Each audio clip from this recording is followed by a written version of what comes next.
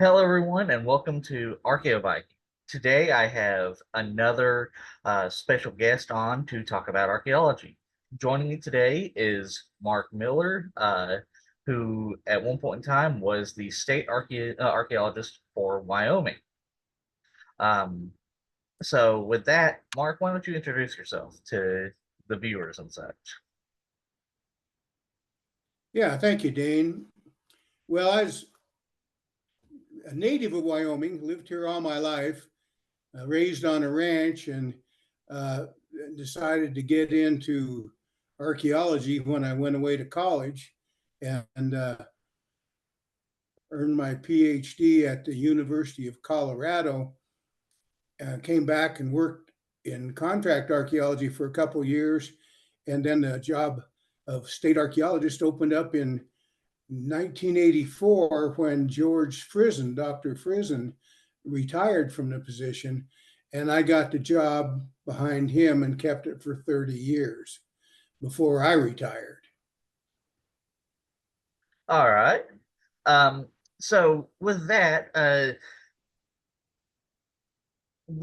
so I'm one of the first things I want to ask is about sort of the how to put this, like the sort of time periods that archaeologists in Wyoming use to designate, each, specific archaeological uh strat, for lack of a better term. And for example, Right. here in the southeast we use you know something that's pretty universal across the North America, the Paleo-Indian period, and then we go into the archaic woodland and Mississippian, and then there are several subsets of that, late middle, etc. So sort of what specific time periods Yeah.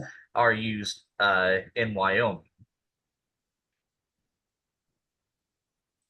Well, principally, and they've developed over several decades with Bill Malloy's work and then George Frizen's. But we do have the Paleo Indian period, which pretty much is used universally Yeah. in North America.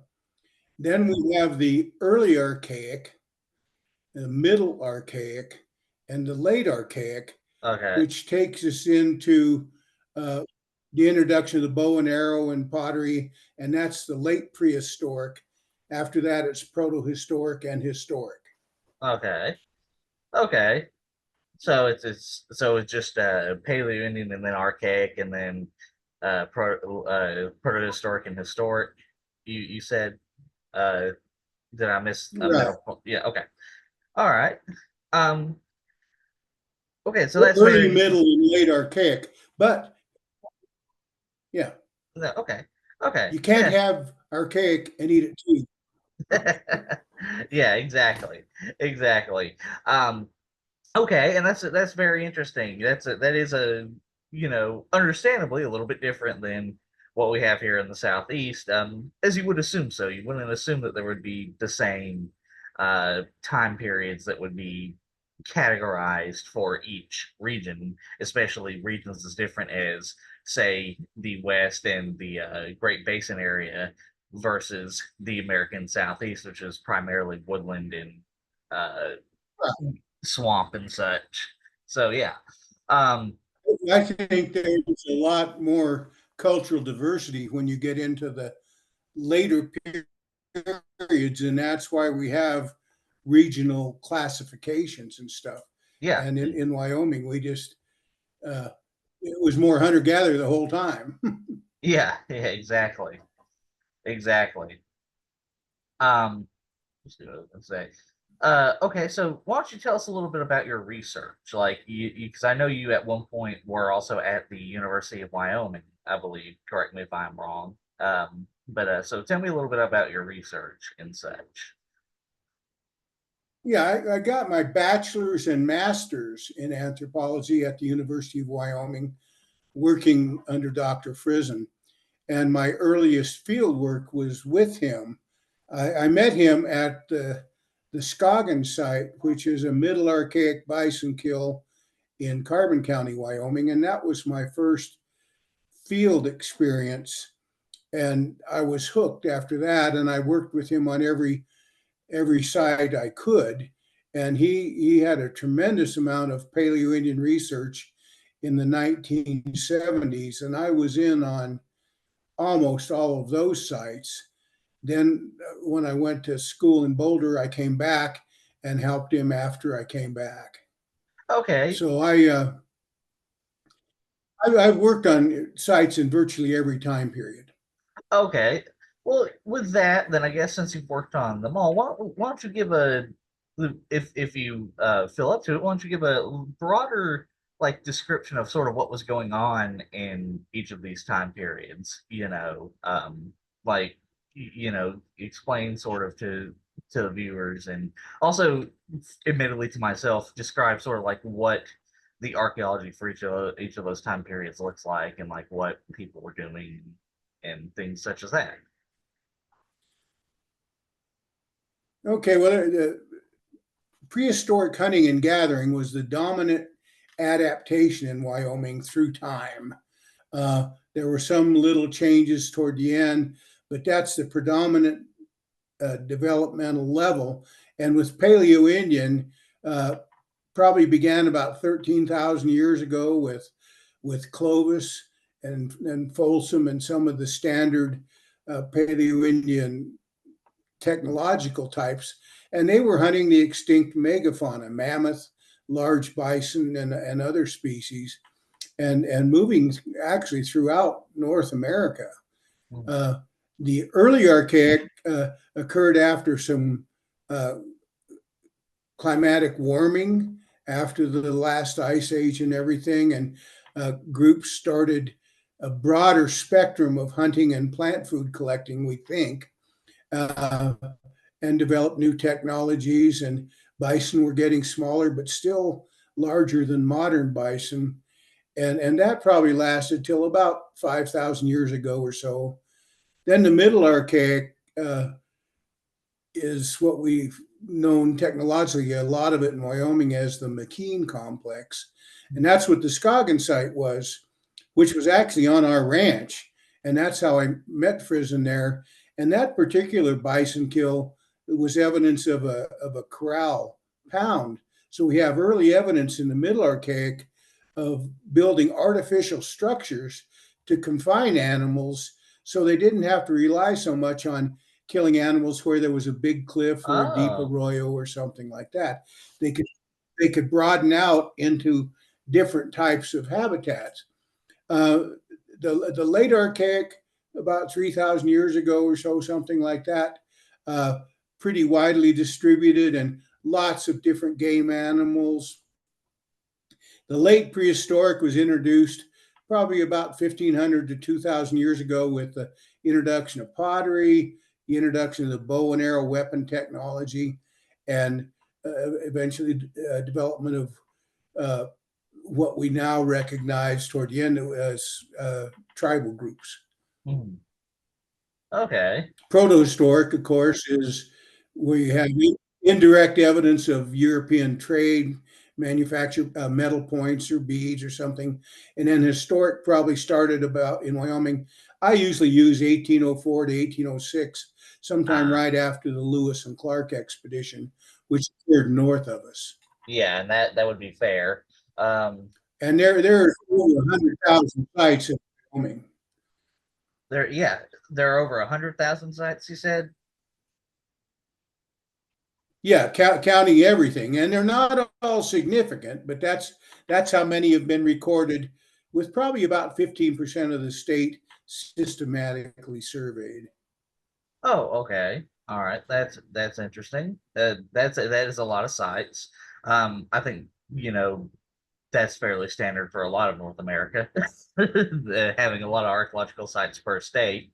Um, okay, that's very Mhm. interesting. Yeah, that's very interesting. And I think to me, the most interesting of that is the corralling of animals. I was not aware that they were doing that in the archaic period. So that's very interesting to learn. But that is new, and the personal story about that is that was a summer out on the ranch that we built a shipping corral for our cattle, and I Hmm. thought I knew everything there was to know about corrals to confine animals.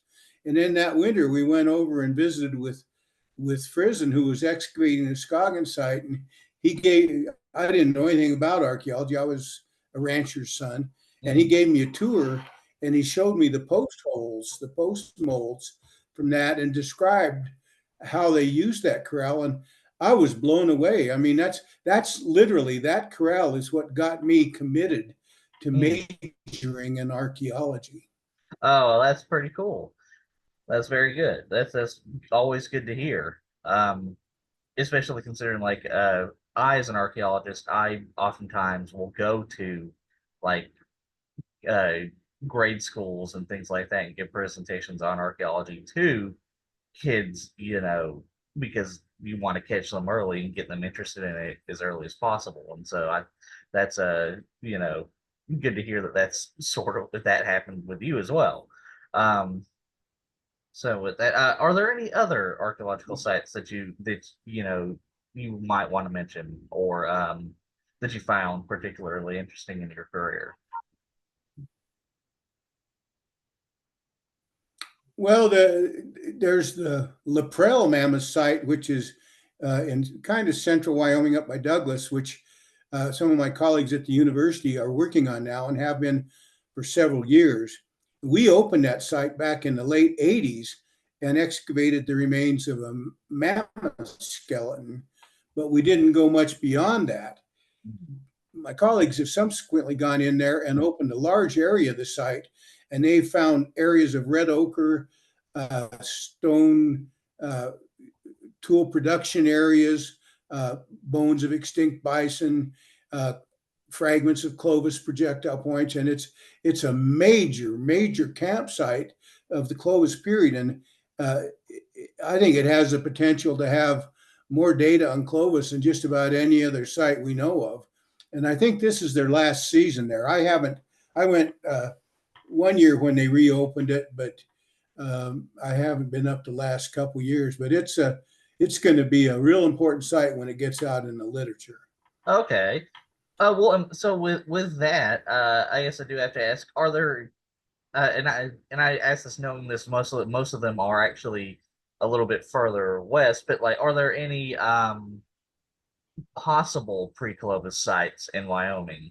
Uh, you know, because for example, we have things like the White Sands site, you know, the an archaeological site in Oregon that last year had points dating to 18,000 years and such. Are there any possible pre-Columbus sites in Wyoming, or is that still sort of mostly like towards the western coast and uh, such?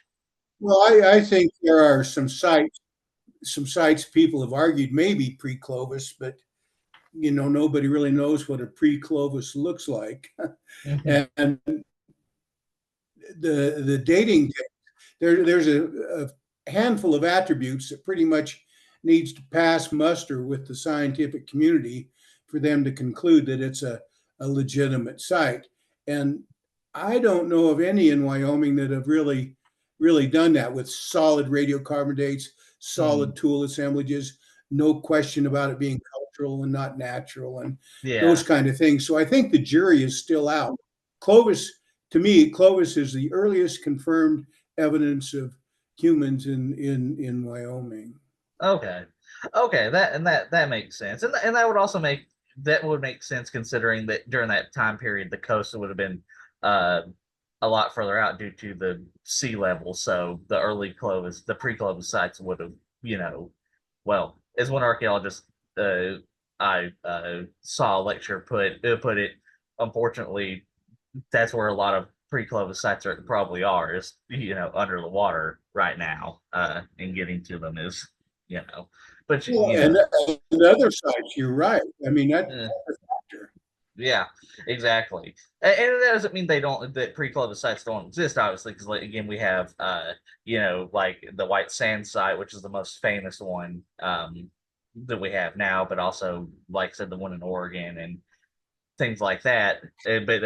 But similar to, like, say, here in Georgia, there's not a lot of pre-Clovis sites. It's all usually Clovis sites as it starts getting more into the mainland. Um,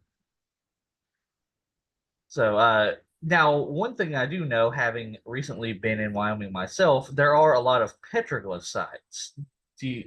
Would you perhaps be interested in discussing the petroglyph sites? Well, there are quite a few of them, and we have a couple archaeologists in Wyoming that have kind of spent their career studying those. But we have petroglyphs, which are carved into the stone cliffs, and we have pictographs, which are painted onto the cliffs or used with certain pigments or charcoal or something like that. Mhm. And then we have rock art images that are organized stones in various patterns, and I think the earliest ones go back a couple thousand years. I don't think real early dates have been uh, Mhm. confirmed for that, but that's not my area of expertise. So I would defer to the experts. But we have some very elaborate ones. We have evidence of the introduction of the horse and the Mhm. introduction of the gun coming into Wyoming from different directions, and they're depicted in rock art. So you can see eventually that pattern of distribution. Mhm. Okay, and that's very cool to hear. And also, I love how you said defer to the experts because far too often, uh, I and other archaeologists come across people who say watched something stupid like Ancient Aliens and now think that they're an expert, even though they know nothing about what they're talking about with archaeology. I like that you did that, so because it shows that even other archaeologists will defer to experts in fields that they aren't necessarily uh, up to snuff for, that like they don't know that much about. We have to, Dane, Yeah. because Yep. the science of archaeology has evolved so much in the last 4 decades that we have very sophisticated specializations Yeah. within our field, Hmm. and people will make an entire career out of that one specialization. And uh, I consider myself largely a generalist and probably more of a cultural historian than anything else. But I certainly recognize the value.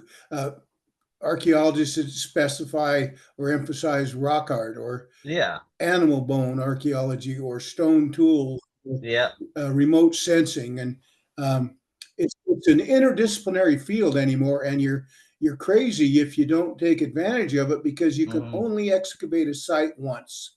Exactly. Exactly. And that's a very important thing that archaeologists in generally try to drive home. I've tried to drive it home to people and things like that before. You know, but unfortunately, getting certain people who believe in pseudoscientific theories to acknowledge that are is almost impossible. They've already made up their minds and they're just looking for information to confirm their already made up minds. Uh, and I love that you mentioned stone tools because that's actually what I'm going to grad school for is to specialize in lithics. So I'm glad that you mentioned what my specialization is going to be. You're So good. so so yes, because yes, exactly. There are specializations out there. For example, one of my mentors is a ceramicist. He specializes in ceramics. He's also a Maya archaeologist also, so he specializes in Mesoamerican archaeology as well. So two different Geographic. yeah, two different specializations, but specializations nonetheless.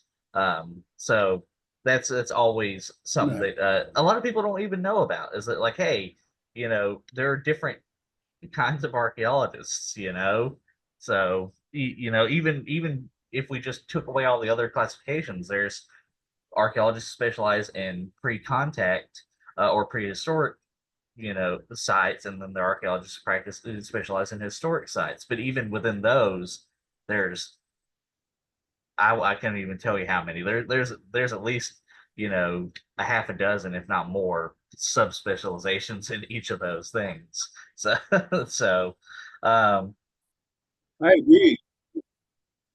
yeah, exactly.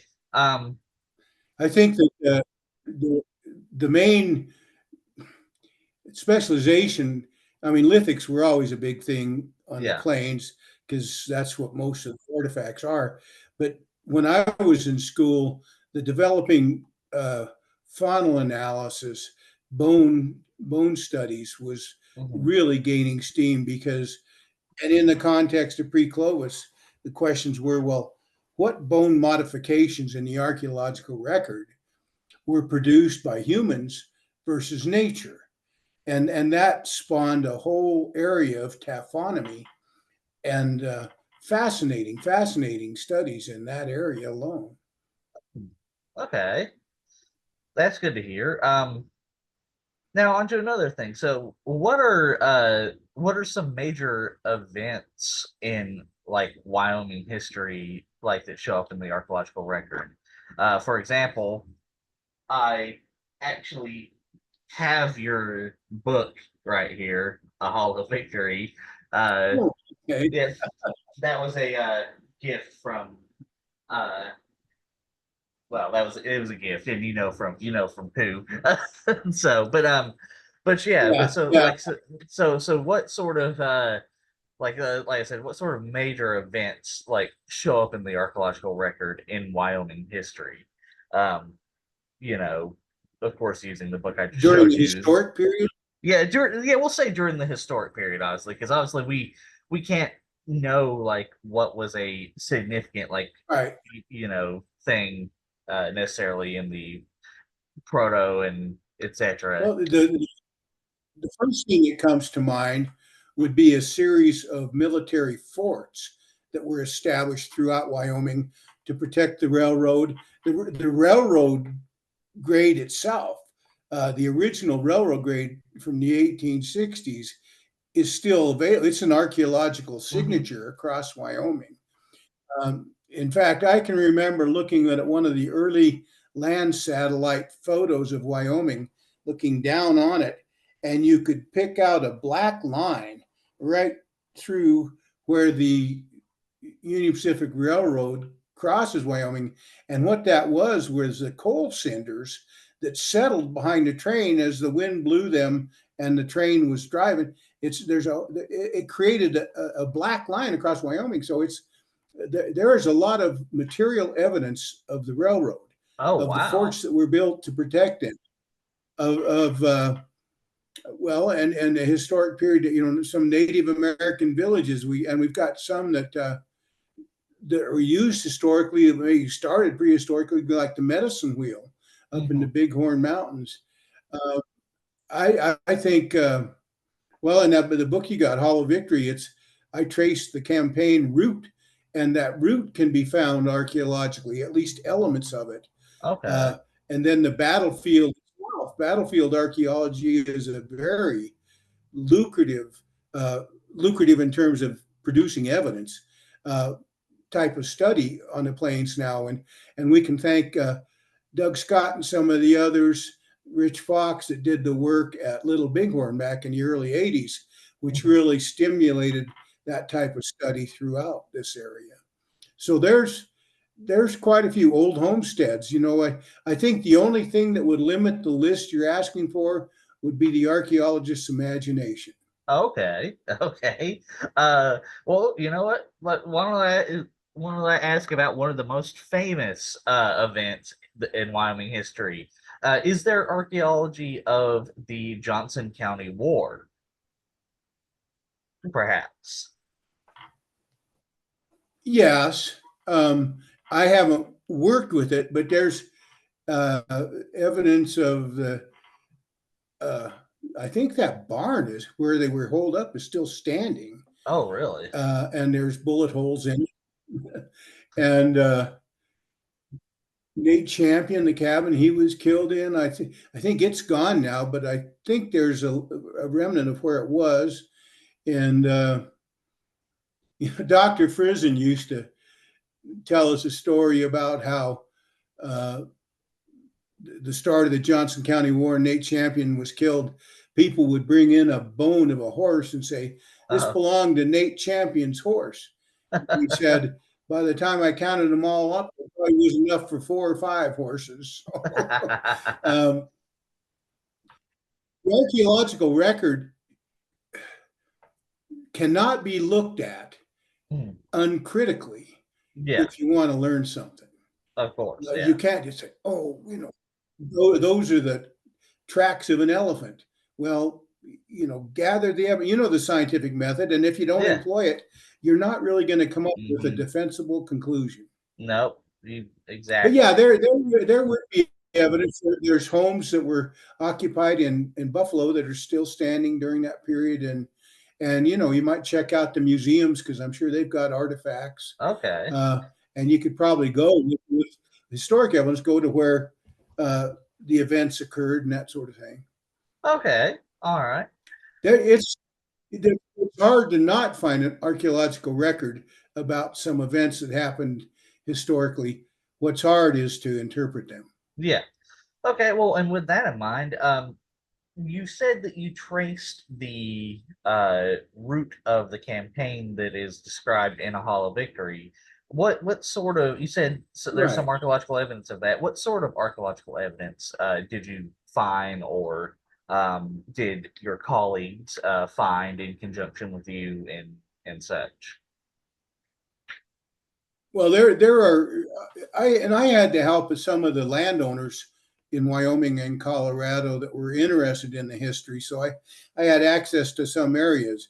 And I didn't see everything, but they told me things that they'd found through the years on that trail.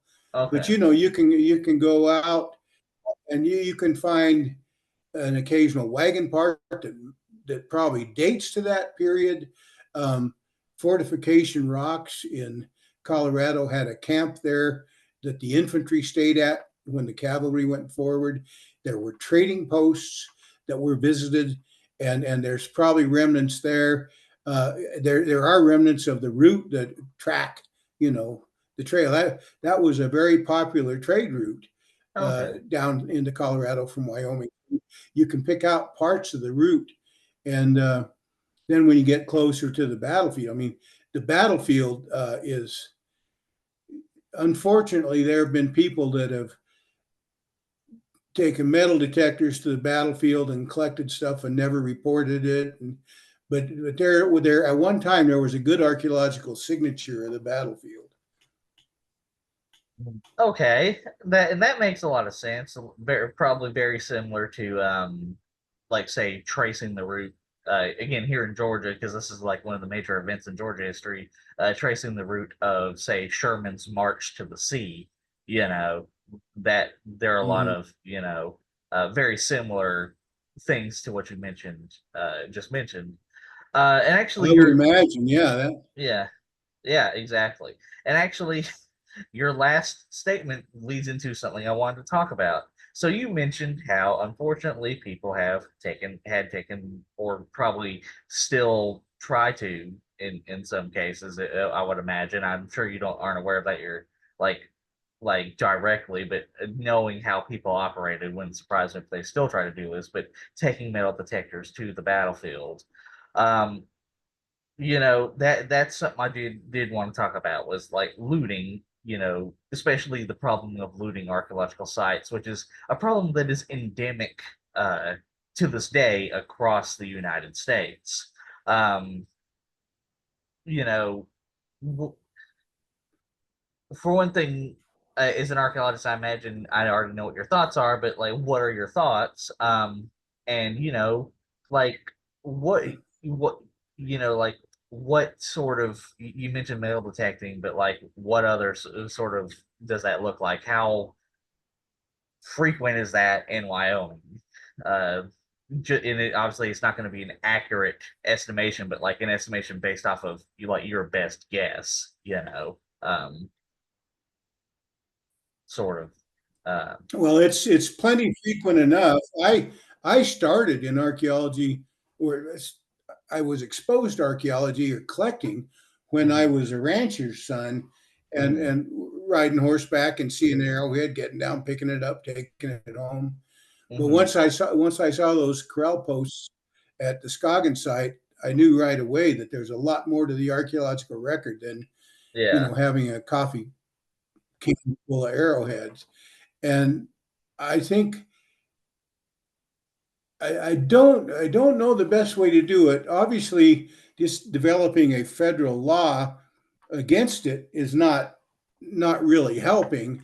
I mean, No. there's got to be more. And I think what it is I think society in general doesn't place a high enough priority on preserving the archaeological record as a source of significant understanding of our the evolution of our culture in North America.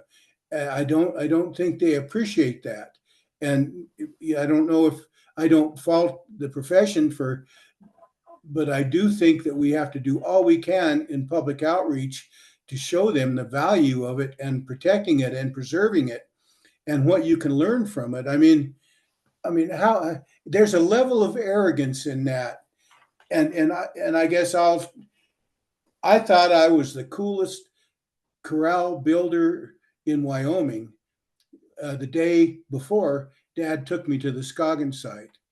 And when I left the Scoggin site, I realized that humans had built the same kind of structure 5,000 years earlier. That's humbling. Hmm. And I think if you really learn about the archaeological record, open minded, it will it will humble you because humans have already experienced vast amounts of things in Wyoming or Georgia or wherever for thousands of years before you were even uh, a gleam in your daddy's eye, and Yeah. we can't ignore that. Um, Hmm. I've just finished a memoir, and I talk about the significance of the archaeological record in that and how uh, the ranch, which we left 40 years ago, is now part of that archaeological record, but the countryside is like a book, layered on layer of different cultural events. And we can't choose one over the other unless we understand all of them. Yeah. And I think that makes a lot of sense. And I agree. We need to, as archaeologists, we need to um do as much public outreach as possible, which is, for one thing, there's why I do know personally know several archaeologists who specialize in things like public archaeology, like reaching out to the public and public historians as well.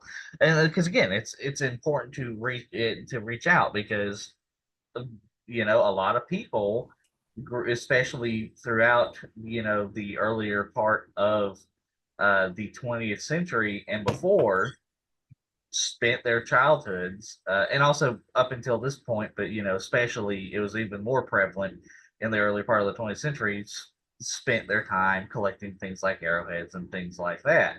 Um, Right. you know, uh, I taught public archaeology for 20 years.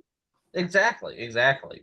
And it's an important thing, and it's why I go out to public schools and things like that and actually teach uh kids about archaeology, teaching them respect. And of course, the first things that I show, for one thing, is like, oh, here are all the laws that, the pertinent federal laws that involve archaeology. And then I'll go into like the archaeological method and things like that. And I'll show them cool stuff.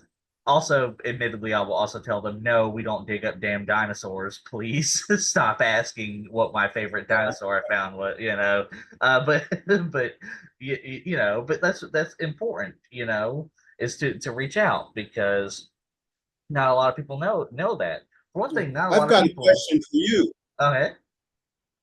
I've got a Sorry. question for you. Okay. First of all, there are a lot of amateur archaeologists or Hmm. people out there that are very good at working with the professional Oh community, yes. reporting sites, volunteering, reporting, and some of them do collect. And you have to weigh the value. But what do you think is going on when a person sees the value of a set of artifacts more as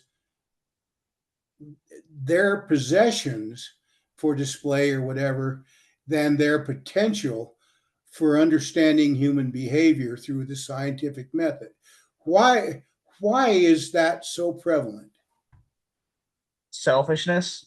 I would say a I lot of don't have time. the Yeah, I would argue that that it's a lot of selfishness. It's and it's this way in a lot of countries, because I do have friends who are archaeologists in, say, like the UK and Scandinavia, and such. And it exists there too. But America has its, how to put this. America has a culture of individuality, and so a lot of people, and I've actually had conversations with some of the people you were describing, and a lot of them were like, "Well, we know that you can learn more about, say a bison jump site or something like that. It's like, but we don't care, or like, oh, we know there are laws that are protecting these sites, but we're going to loot the sites anyway." And so it's a culture of individuality, I believe. And again, I'm with you. I don't necessarily know the answer, but my best guess would be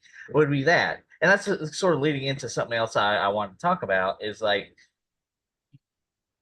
a lot of the old guard of archaeology, not all, because I know quite a few, my mentors included, and yourself, who aren't like this, but a lot of the old guard of archaeology, especially those who worked like heavily in the 50s and 60s, um, don't like when you call out, when younger archaeologists call out looters, because that's what they are. There's just no other way to other thing to call them. They're not they call themselves collectors, but they are looting archaeological sites. But a lot of the old guard tends to not like when we call them out, and a lot of times it's because they were also their friends, but also they're like, oh, you're going to scare them away, and we'll not learn about the archaeological sites. And it's like, I can see that thinking, but a lot of times in my experience, like when we've tried to approach these individuals, uh, if they're selfish, they're not going to tell you about the archaeological side anyway, and that happens so often.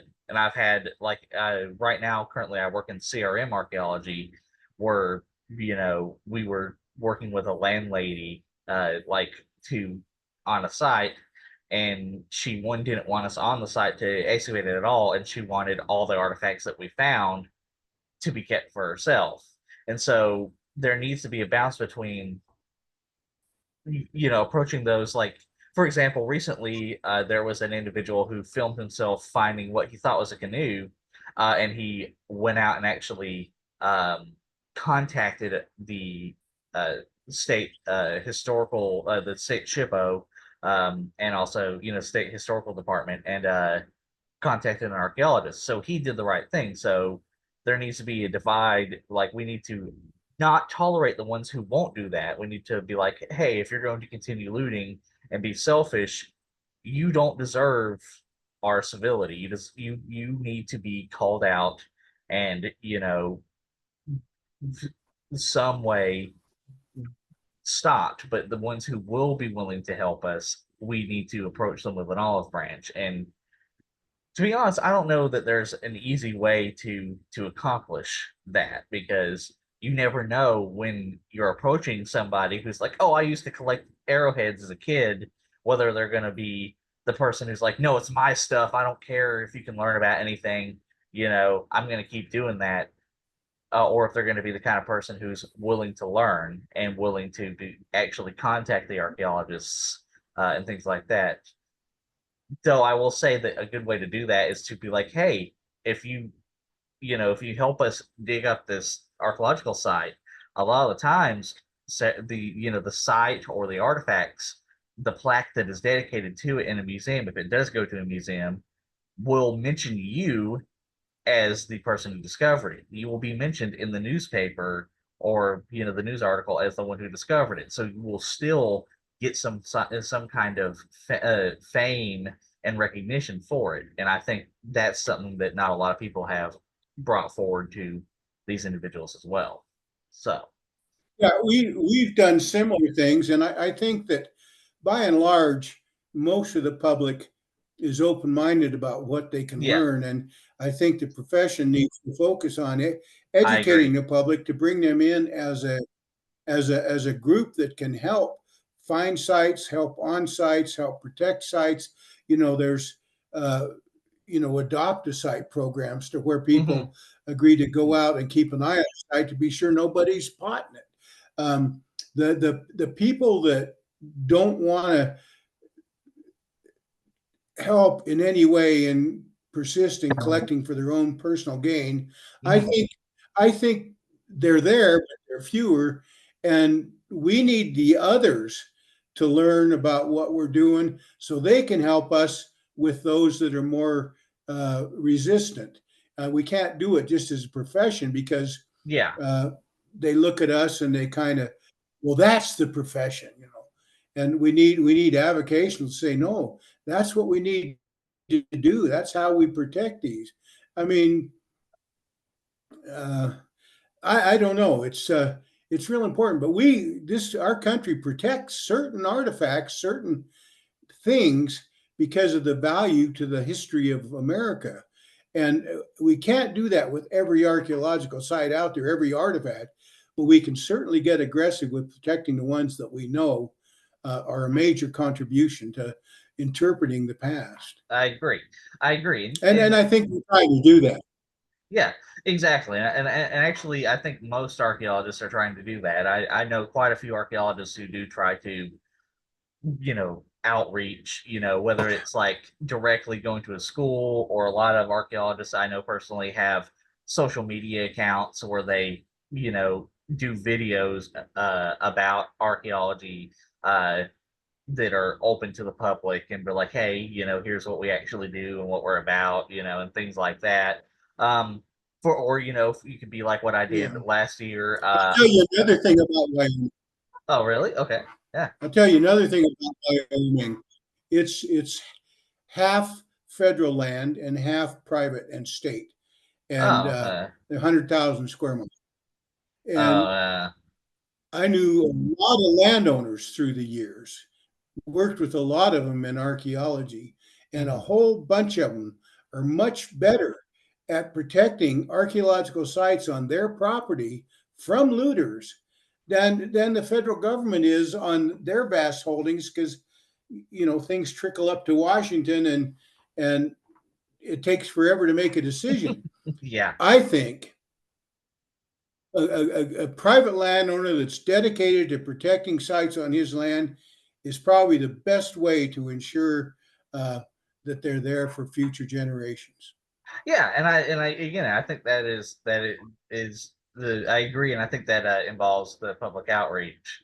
Because, like, for example, another thing I've done is gone to Boy Scout like jamborees and actually taught the archaeology merit badge and be like, here's the things like that. And I think that's, especially for what you're talking Oh, about. good. Yeah, I think Congratulations. yeah, and I think especially for what you're talking about, that's especially important because ranchers, people here in the South who are like hunters and things like that, they send their kids to Boy Scout things, and you know, that's a good way to sort of get that to them. Um, okay, well, with that, we're coming too close to the end. How, and actually, with that in mind, how would you recommend to, say, aspiring archaeologists, like, what would you say to people who are aspiring to be archaeologists, like, like, what recommendations do you have about, say, like, going to school and learning more about it and things like that? Well, there are a lot of opportunities for people at each level of college education, but uh, when I went and got my bachelor's, I just kept going because as long as there was another degree, I wanted it. Hmm. And that's how I ended up with my PhD. And it's worked well for me because, well, when I got back to the ranch, I didn't go to work right away in archaeology because they were hiring gypsy scholars back then, where you Uh, go and work for a year, no chance of tenure, and you don't make enough money to even cover your expenses. oh wow, And yeah, Georgia was one of the places I looked at. And yeah, anyway, so I didn't do that. So I went back to ranch, and Dad said, "Well, that's great because PhD stands for post hole digger," and that's what I did for about 4 years. yeah, But I, I I would recommend people get as much college education as they can. Uh, Look at the market, the job market. and Yeah. be aware of how much you can probably at each level. Is that what you want? How much debt are you going to have when you get out? Um, what's the job market like? Because, and it could be over the next decade or so, it could be pretty good because uh, I'm part of the baby boomer generation, and we're not going to be holding down the good jobs for too many more years, I don't think. And I think the younger generation is going to have places to move in contrast to what it was when I got my job. So um, I get as much education as you can and learn um, diplomacy and how to communicate with people because if you're going to work on private land, you have to have the private landowner's permission, Yeah. and you got to know how to get Yeah. it. It doesn't come easy sometimes.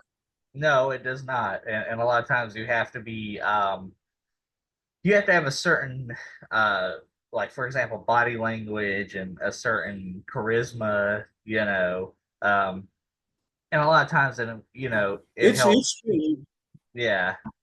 Yeah. A lot of times it helps to it's been sort of my favorite. know. Yeah. Yeah. Yeah. Yeah, Yeah. I had a crew once that was out there doing a site, and I was in town, uh, and they called me from 40 miles out and said, Mark, can you come out? The landowner won't let us on private property and we have to do a survey. And I knew the guy, and I, being an ex rancher, I went out there and we talked, and I got permission from him for them to do their survey. But it's a, there's a lot of respect you got to share out there. You can't look down. One thing, you don't go out there and say, you got to let us out there to do the survey because this land belongs to the people of the United States. Well, it Yeah. doesn't all belong to the people. No, Some of it no. belongs to private entities. And you've got Yeah. to respect that. Yeah, exactly. And yeah, and that's sort of what I was going to get into is like, and it helps to sort of know like how people like that think, like whether they be ranchers or people who own a large patch of forest, hunters like here in the southeast. It helps to sort of know like how how they think and how to talk to them, uh and that's a skill every archaeologist should have. I feel Oh, uh I yeah. I think it should be taught. I think there Yeah. should be some sort of outreach education for archaeologists as part of their degree program. Yeah, I agree. I agree. I very much agree. Well, all right. With that, we'll be coming to our end. Thank you, Mark, for joining me in this. It was very yeah, it was very, very fascinating to hear about your experience and your thoughts and Wyoming archaeology. It's always good to learn about the archaeology of different regions of uh, the United States as well as different regions of the world at large. After all, humanity spans the globe, so learning more about humanity across the globe, geez. Is always fun and really an important thing. I would say it's one of the most important things you can do is just learn more about the world and humanity, and also learn more about archaeology. I So, yeah, and all right. thank you for having me, and say hello to the person that gave you my book. Will do. All right. Well, you have a good day, and thank you for coming on. And Thank everyone you very else, much. yep. And everyone else, remember to like, share, and subscribe to the video. And if you have any more questions for myself or for Mark Miller, please feel free to leave them in the comment section. I will, be sure to relay any questions for Mark to Mark himself. And y'all all have a good day.